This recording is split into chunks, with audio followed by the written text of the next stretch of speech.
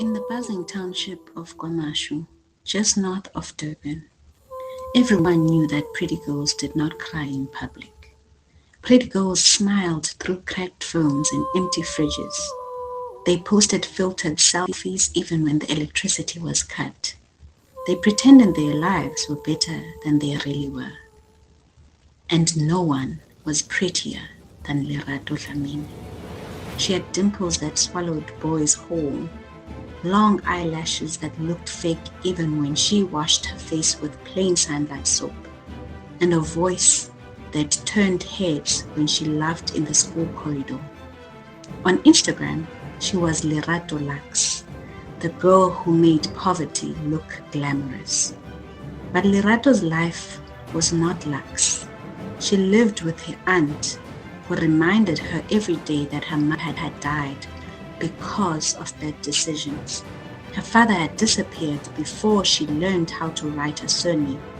She shared a room with two cousins who mocked her when she practiced TikTok dances in the mirror. The only person who had ever truly seen Lerato was Zanele. They met in grade 8, sitting together because their surnames were both in the M row. Zanele had a soft round face, thick glasses, and a laugh that came from deep inside her chest like a drum beat. She was not popular, she was not loud, but she was kind in a way that made Lerato feel safe. At first, their friendship was simple. They shared fed cooks after school. They studied together under the flickering streetlight when load shedding hit. They whispered about boys and teachers and dreams bigger than KwaMashu. Zanele wanted to be a doctor. Lerato wanted to escape. Things changed in grade 10 when Zanele started getting noticed. She cut her hair into a bold natural afro. She joined the debate team. She won a district science competition and was invited to a youth leadership camp in Johannesburg. For the first time, people did not just say, "That's Lerato's friend." They said, "That's Zanele, the smart one." Lerato smiled when people graduated her friend, but inside, something bitter grew roots in her chest. Why did Zanele suddenly shine so brightly? Wasn't Lerato the pretty one? Wasn't Lerato the one who deserved attention? The bitterness became jealousy. Jealousy became comparison. Comparison became quiet hatred. When Zanele started dating Sipho, the captain of the soccer team, Lerato felt something inside her break completely. Sipho had once flirted with her too. He had commented fire emojis under her pictures. He had liked her stories first, before Zanele even existed in his life like this. Now he walked past Lerato without stopping. So Lerato did something small, then something dangerous, then something unforgivable. She posted a vague story. It's sad when your own friends betray you. People replied with shocked emojis. Some asked, who? Some guessed. Lerato did not answer. Silence did the job. The next day, whispers followed Zanele down the corridor. Did you hear what you did? Why would you hurt your friend like that? I thought you were different. Zanele confronted Lerato after school. What did you mean by that post? Lerato stared at the ground and whispered, nothing, forget it. But lies did not forget. The jealousy ate Lerato alive. She began telling people that Zanele had stolen Sipho from her, that Zanele copied her style, that Zanele laughed behind her back. None of it was true, but truth bends easily when spoken softly enough. Zanele felt herself becoming invisible again, but this time in a crueler way. Not ignored or suspected, but people were starting to turn to the stories and started believing them. At home, her mother noticed the change. "You are not yourself, my child."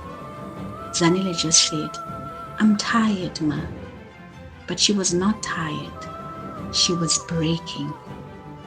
One Sunday evening, Lerato locked herself in the bathroom at her aunt's house. She stared at the reflection, mascara running like black rivers. She typed a message in her notes. "Zanele ruined my life.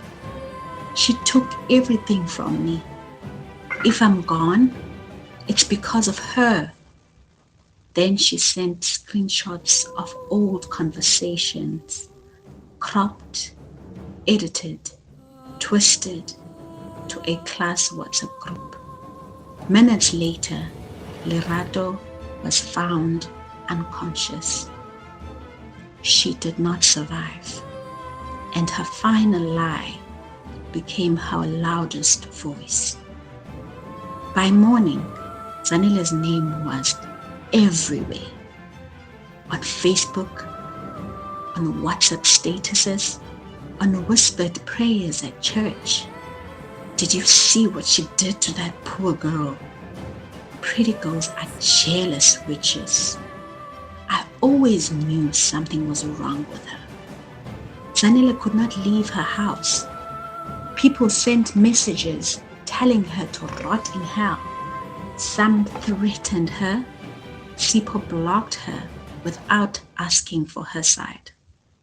The girl who wanted to be a doctor stopped opening her books. She started believing the lie. But lies have weak bones. A month later, the school counselor noticed something wrong with the screenshots. Dates didn't match, fonts that were shifted, messages that were only one-sided. They called Zanele in. They called Lerato's aunt in. And slowly, painfully, the truth unfolded. Lerato had been editing conversations, manipulating narratives, building a story where she was the victim and Zanele was the villain. The apology came too late. The rumors had already scarred a life. Zanele moved schools. She deleted all her social media, but she did not give up on her dream. Years later, when Dr. Zanele Mkhize worked into the King Edward Hospital wearing a white coat, she still carried the memory of Lerato, not as a monster, but as a broken girl who chose jealousy over truth.